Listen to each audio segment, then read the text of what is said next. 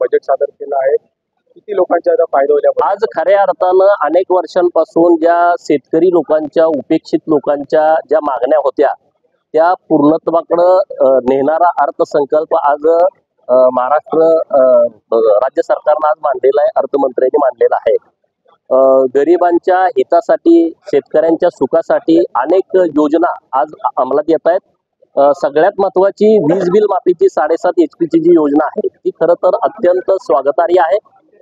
शेतकऱ्यांचं गेल्या अनेक वर्षापासूनची ती मागणी होती आणि आज ती सरकारनं मान्य केलेली आहे.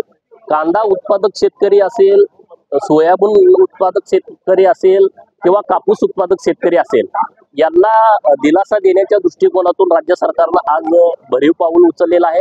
दुधाच्या दराच्या बाबतीमध्ये जे 5 रुपयाचं अनुदान दिलं जात होतं, जे सभासद सहकारी संस्थांना नोंद आहेत त्यांना ज्या पद्धतीनं पाठीमागे दिलं तसंच पुढे सुद्धा देण्याचं आज राज्य सरकारनं घोषणा केलेली आहे. बरेच युवक राज्यामध्ये बेरोजगार आहेत, नोकरीच्या प्रयत्नात आहेत, तर त्यांना 10,000 रुपयाचा स्टायफंड देण्याची खूप चांगली योजना राज्य सरकारनं आज घोषित केलेली आहे. लाडली बहिणा जी मध्य प्रदेशमध्ये एक लोकप्रिय योजना आहे, तशा पद्धतीनं मुख्यमंत्री लाडली बहीण ही योजना 1,500 रुपये 21 वयापासून 60 वर्षाच्या वयापर्यंत असणाऱ्या माझ्या गोरगरीब भगिनीला मिळेल. आता 1,500 रुपये माझ्या भगिनीला मिळालं तर बऱ्यापैकी तिला मोठा हातभार हा राज्य सरकारच्या माध्यमातून लागणार आहे.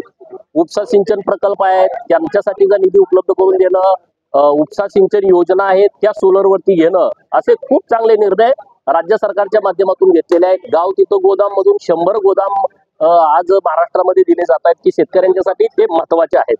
आणि बाकीचे मग उपेक्षित घटक आहेत, धनगर समाजाच्या योजना असतील, रामोशी समाजाचं महामंडळ नव्यानं केलं त्याच्यासाठी पैसे देणं असेल, वडार समाजाचं महामंडळ जे पैलवान मारुती चव्हाण महामंडळ आहे, नाभिक समाजाचं महामंडळ आहे त्या महामंडळाला पैसे उपलब्ध करून देणं असेल, काशीबा गुरव समाजाचं महामंडळ जे आहे त्यांच्यासाठी पैसे उपलब्ध करून देणं असेल, जगद्गुरु संत बसवेश्वर यांच्या नावानं लिंगायत समाजासाठी स्थापन केलेलं महामंडळ आहे त्याच्यासाठी मोठ्या रकमा उपलब्ध करून देणं, मेंढपाळांच्यासाठी नवीन योजना, कुक्कुटपालनच्या नवीन योजना, असे अनेक चांगले सारे विषय. सगळ्यात महत्वाची मुलींच्या शिक्षणाची, उच्च शिक्षण मोफत, मेडिकल कॉलेज करणाऱ्या मुली असतील, इंजिनिअरिंग करणाऱ्या मुली असतील, यांना फी भरणं फार अवघड होतं.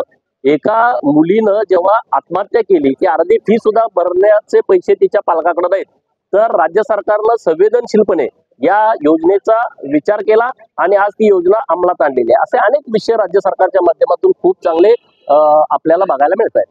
जसं जास्त वेळा आपण सांगतो लेख लाडकी योजना काढली, परंतु विरोधाच्या मध्ये लाडका लेख देखील योजना आली पाहिजे. त्याचबरोबर हे आपलं निवडणूक डोळ्यासमोर घेऊन विरोधक आता याच्यापेक्षा काय बोलू शकतो? विरोधक आता पूर्णपणे हादरून गेलेला आहे, त्याला काय करायचं सुधारणा झाले. कारण लोकसभेच्या निवडणुकीमध्ये चुकीच्या बातम्या पसरून, चुकीच्या भानगडी करून, लोकांना मिसगाईड करून ते यशस्वी झाले. आता मूळ गावगाड्यातला घटकच आता राज्य सरकारनं त्यांना न्याय दिलेला आहे. दुसरं 3 सिलेंडर मोफत, 4 महिन्यात सिलेंडर पुरेसा होतो छोट्या कुटुंबाला. 3 सिलेंडर मोफत आता सरकार देते. तुम्हाला आता म्हणता पण येणार नाही ह्याचे दर वाढलेत, त्याचे दर वाढलेत, गॅसचं काय झालं. त्यामुळे आता ते म्हणत राहणार निवडणुकीचं आहे, परंतु आमचे नेते म्हणतात हा निर्धाराचा बजेट आहे, अर्थसंकल्प आहे आणि लोक आता खूप चांगल्या ताकदीनं आमच्या सोबत उभं राहतील. 25 लाख लखपती निधी करतोय आम्ही राज्य सरकारच्या माध्यमातून. 17 शहरामध्ये 10,000 महिलांना ई रिक्षा घेण्यासाठी आर्थिक सहाय्य आपलं सरकार करतं. एक ना अनेक चांगल्या योजना या अर्थसंकल्पामध्ये मांडल्या गेलेल्या आहेत आणि त्या पूर्णत्वाकडे जातील. राज्याचं आपलं जे बजेट आहे, आता हे विरोधक तुमच्याकडे पैसे कुठून येणार, तर त्याची सगळी तजवीज राज्य सरकारने केलेली आहे. आरबीआयचे जे नियम आहेत त्या नियमाच्या बाहेर कुठेही राज्य सरकार जात नाही. जेवढं कर्ज काढण्याची आपल्या राज्य सरकारची क्षमता आहे तेवढ्यापर्यंत पण अजून राज्य सरकार कर्ज काढण्याच्या बाबतीत गेलेलं नाही. त्यामुळे आरबीआयच्या नियमानुसार हे अर्थसंकल्प व्यवस्थितपणे आज सरकारनं मांडलाय. लोकांना हा संकल्प खूप आवडलाय. गावगाड्यातल्या लोकांनी या संकल्पाचं स्वागत केलंय.